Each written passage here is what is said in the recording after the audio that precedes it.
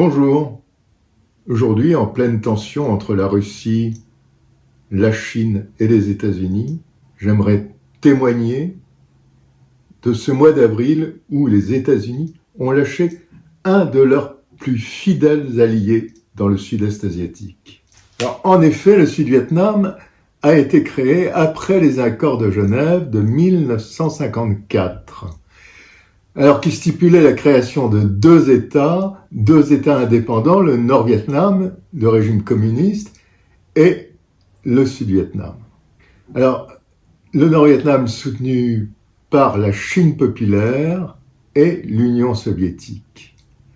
Et puis le Sud-Vietnam par les États-Unis. Le Nord-Vietnam n'a pas respecté les accords de 1954 de Genève et a commencé à envoyer des troupes au Sud-Vietnam. En 1961, le président John Kennedy, président démocrate, décide d'envoyer des troupes au Vietnam.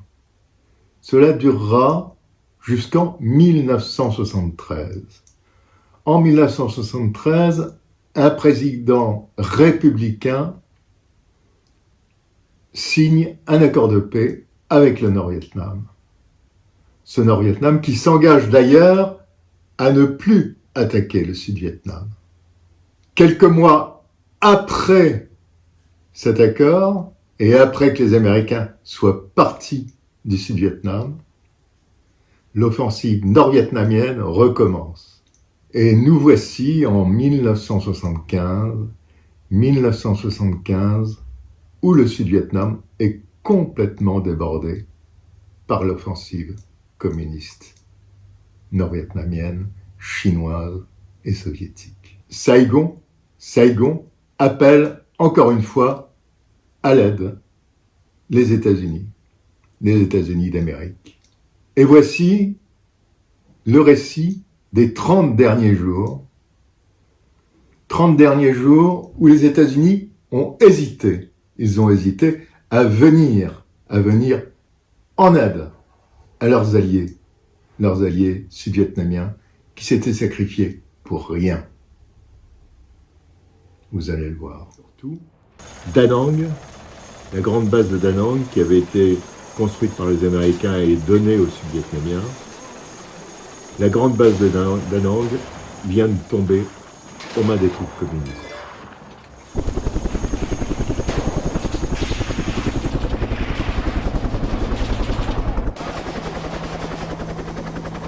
Tout le matériel qui pouvait se trouver sur cette base a été pris par le Nord-Vietnam.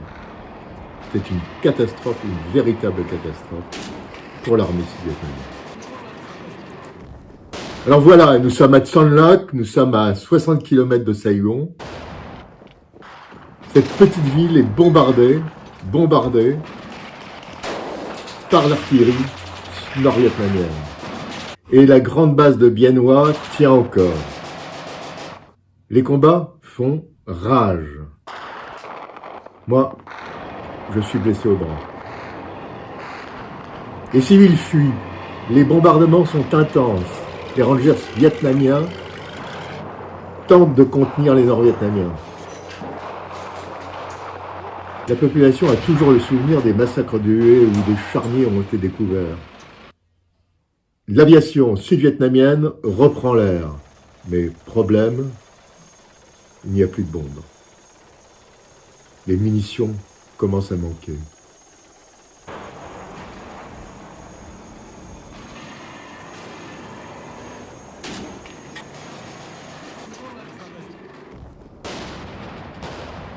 Mais il n'y a pas que les munitions qui manquent. L'essence se fait de plus en plus rare.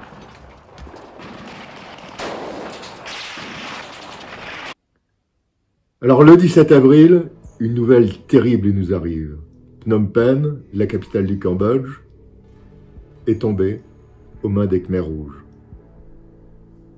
Là-bas, au Cambodge, commence l'épuration, puis le génocide de plus d'1 million de Cambodgiens.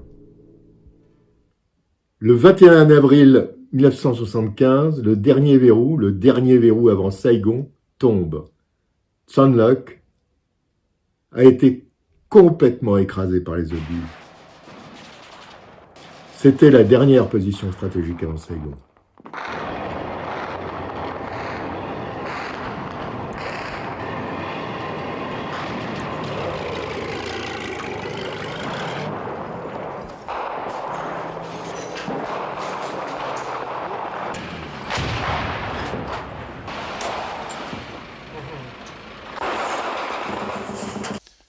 Et la base de Bien Hoa, dernier verrou avant Saigon, est pilonnée.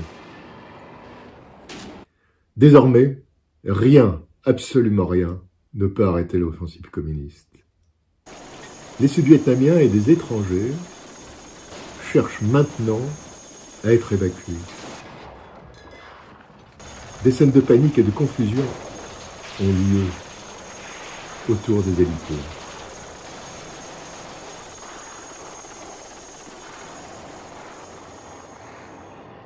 Alors le président de la République, en place depuis 10 ans, Thieu, démissionne. Personne, le 21 avril, ne prend sa place.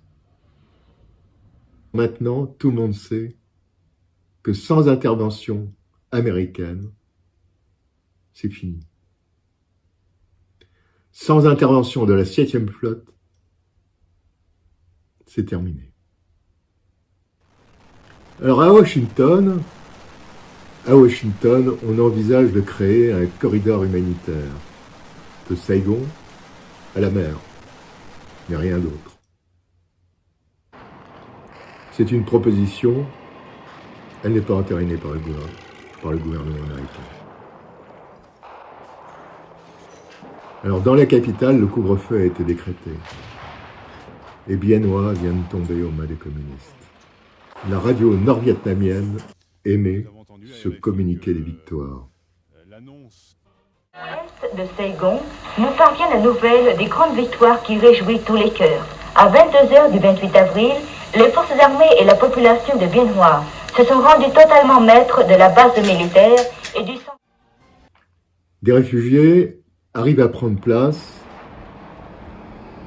dans des bateaux qui partent un peu plus au sud.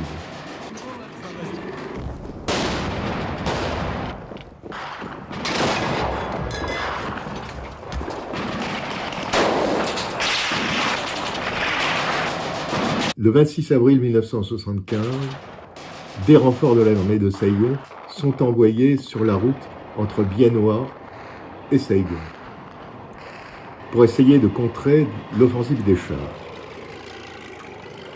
Ils sont à 30 km de la capitale.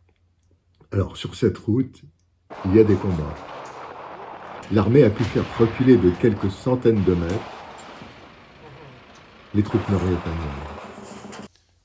Et c'est ici que Michel Laurent et Christian Hoche vont être pris dans un combat. Michel Laurent fut tué, Christian Hoche blessé.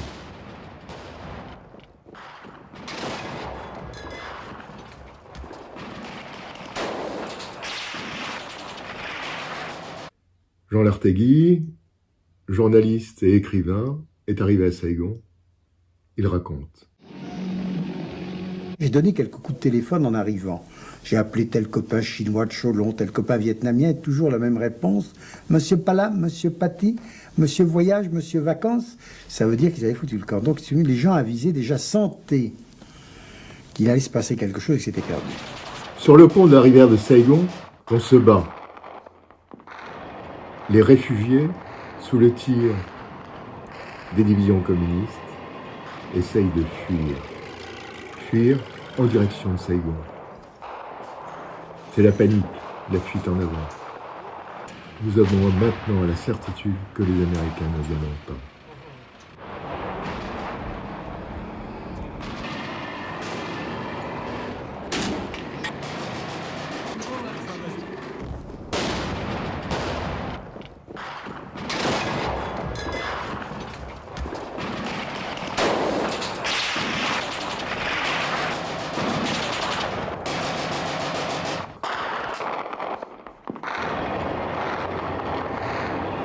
Déjà, beaucoup de Saïgonais tentent de partir.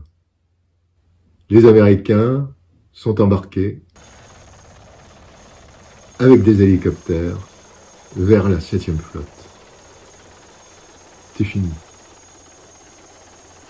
Les Américains, brusquement, ont donné le signal par le fameux mot de code, le vieux cantique de Noël, nous aurons un Noël blanc. Et à partir de ce moment-là, brusquement, tout s'est animé.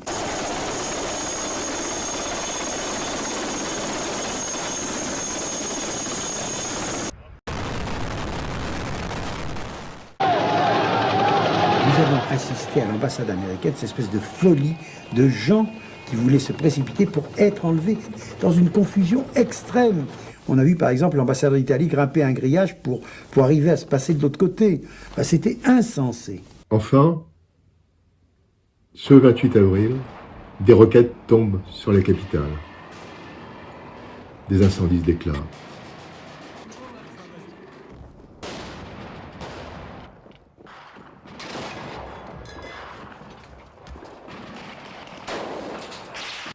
Toute la nuit, nous avons entendu des bruits d'hélicoptères. Nous repartons vers l'ambassade, et là, c'est le pillage. Partout dans Saigon, partout, les appartements, les locaux des conseillers américains se font piller. C'est la folie. C'est de la folie. Des scènes de pillage étonnantes, par exemple le McVie, vous voyez des gens avec des pousses, des simples pousses, entasser n'importe quoi, entasser des matelas, entasser des armoires en fer, puis les policiers s'y sont mis eux-mêmes, puis l'armée s'y sont mis eux-mêmes. Un policier vient vers moi, il veut me prendre Ménicone, Anne Ménicone, je résiste, coup de crosse, mais j'arrive à garder mon boîtier. Je suis quand même complètement sonné. François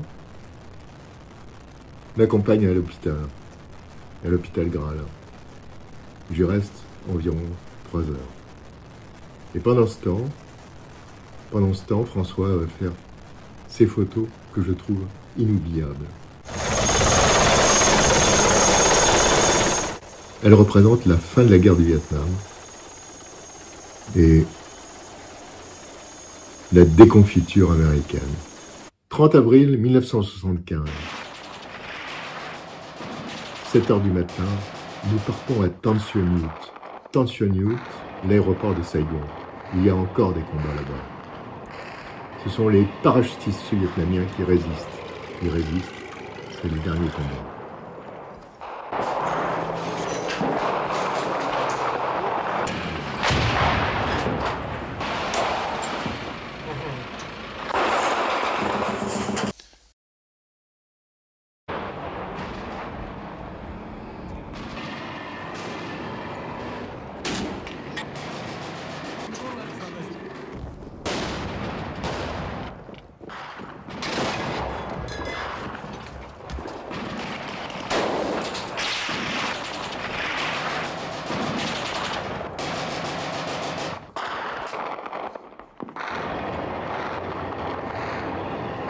« 10h37.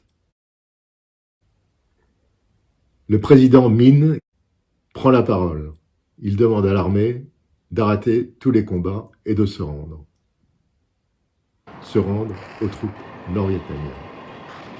En quelques instants après cette déclaration, les paras foncent vers la ville, foncent vers Saigon, se déshabillent et se fondent dans la population.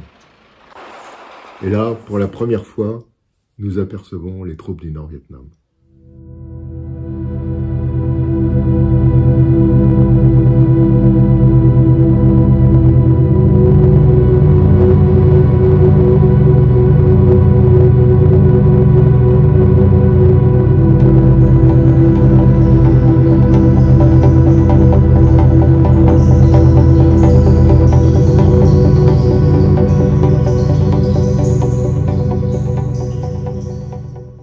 Peu de temps après, la radio communiste émet ce bulletin de victoire.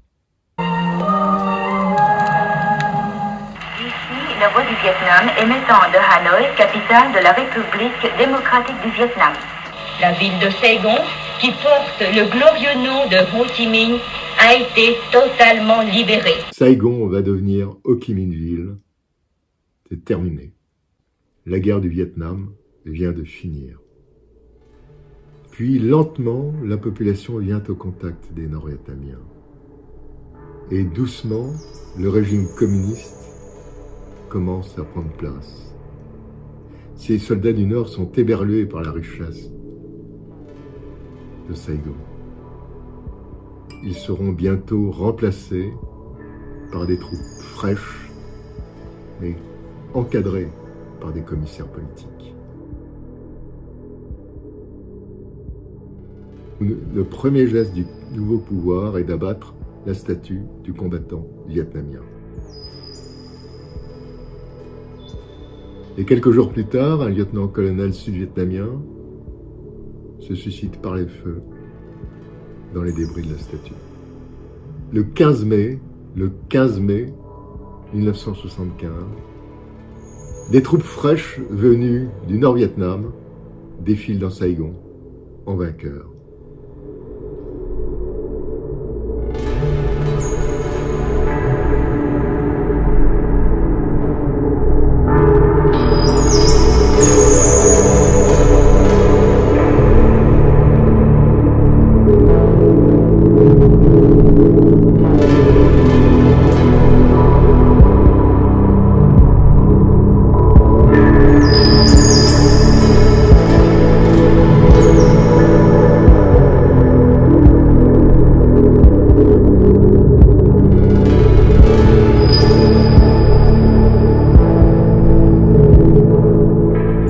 Les commissaires politiques divisent la ville en secteurs et l'épuration commence au Vietnam. Et petit à petit, on a senti ce système qui se fermait doucement, insensiblement.